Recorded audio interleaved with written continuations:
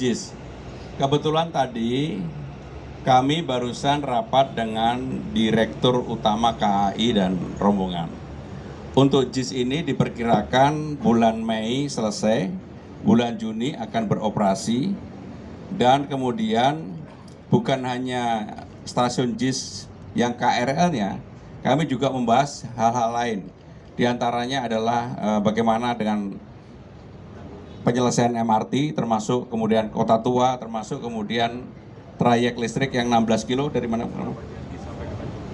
Dari Rawajati sampai ke Tanjung Priuk yang menjadi kereta listrik, dan itu secara signifikan pasti akan membantu kemudahan transportasi di Jakarta.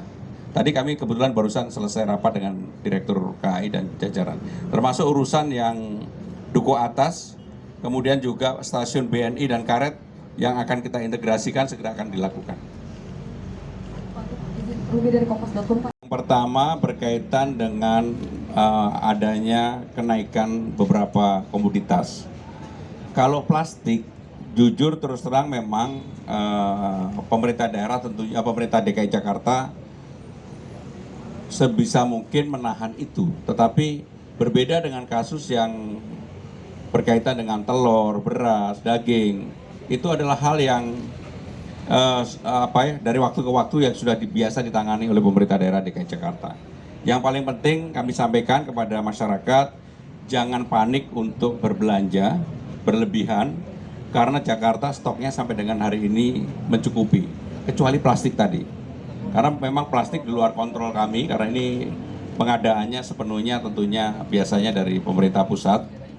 Tetapi sekali lagi dalam kondisi seperti ini ya, mau tidak mau, suka tidak suka, kita semua harus bersama-sama menghadapi persoalan kenaikan ini. Kalau strategi gitu biasanya ada pasar. Kalau yang untuk beras, kemudian cabai, daging, pemerintah DKI Jakarta dengan cepat bisa melakukan pasar murah. Kalau memang nanti kami melihat bahwa harganya sudah di luar kewajaran, kami pasti akan melakukan intervensi.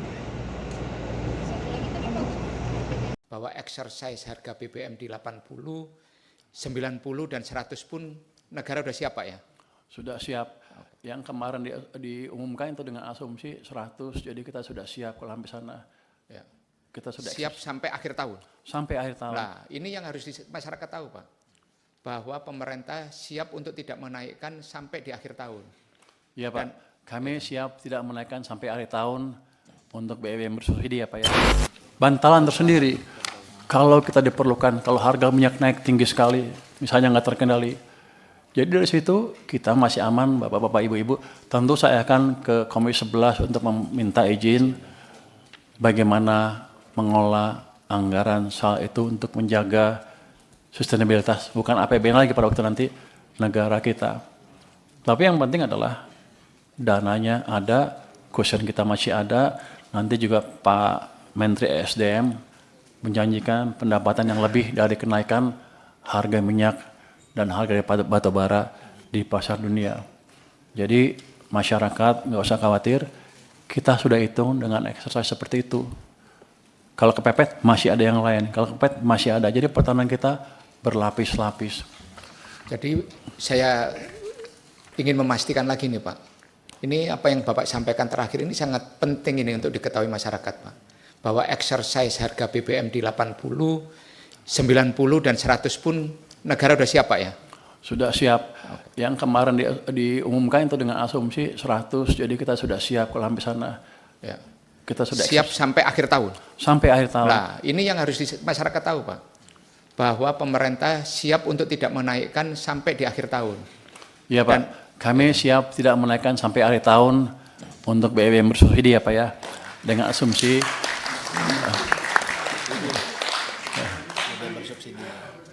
ya, harga minyak $100 per barrel sampai akhir tahun sudah dihitung rata-rata ya, sudah dihitung. Artinya nanti ya tidak ada untuk yang bersubsidi ya. Yang bersubsidi. Kalau yang bersubsidi kan bukan hitungan kita ya. Saya nggak ada di anggaran juga. Jadi yang bersubsidi sampai akhir tahun aman. Jadi masyarakat di luar nggak usah ribut, nggak usah takut. Kita sudah hitung Pak. Dan ya Mau jempol Pak? Jempol.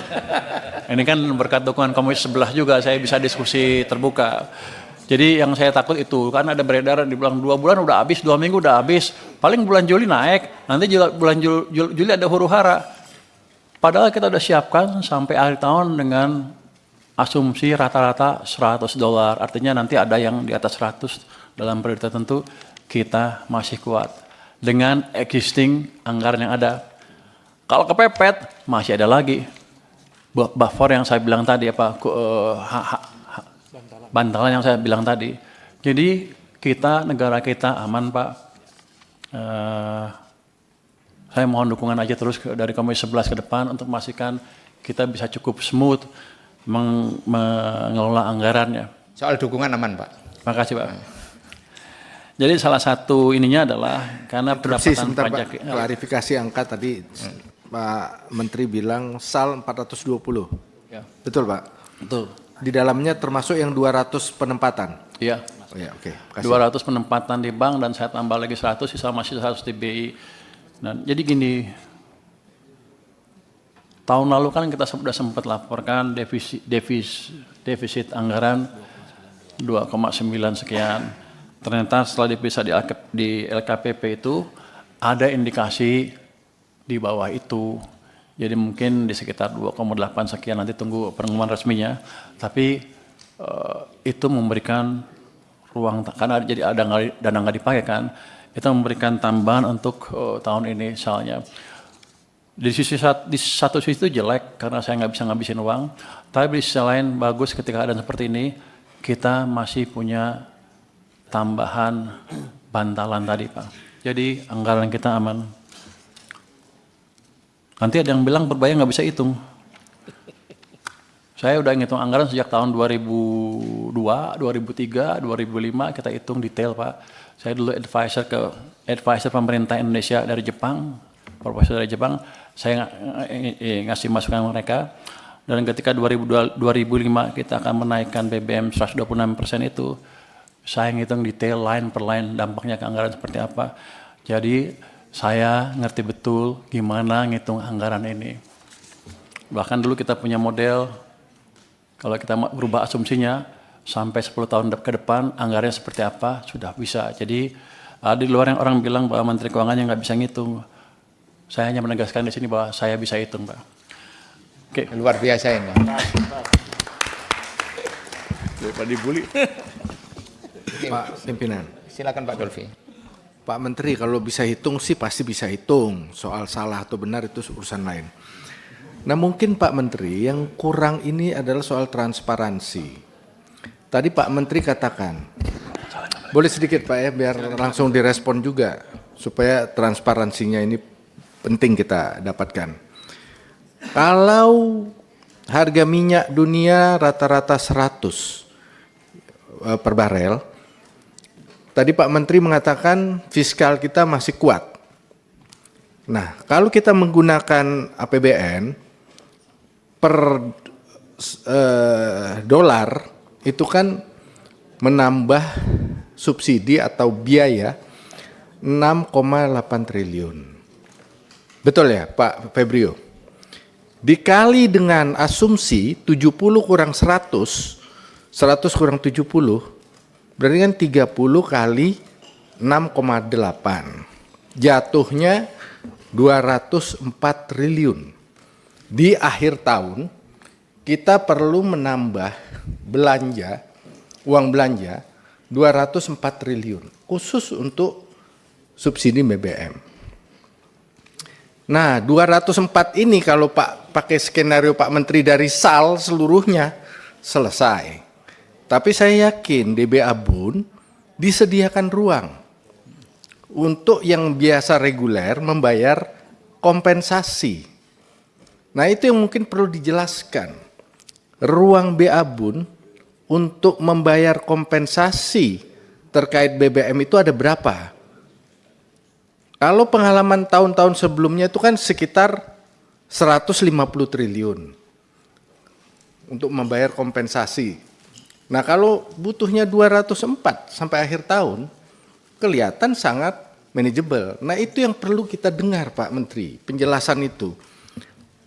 transparansi dari aspek kemampuan APBN, ruang fiskalnya itu ada di mana, menghadapi tambahan belanja yang diperlukan akibat perubahan asumsi.